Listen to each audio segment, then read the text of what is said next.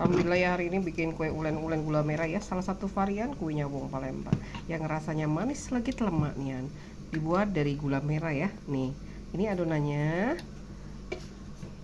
Ini loyang-loyangnya ya. Hari ini kita versinya nggak diloyang, tapi dibikin ulen-ulen yang digulung ya. Jadi kita kukus, dimasukkan adonan ya di dalam loyang seperti ini nih ya.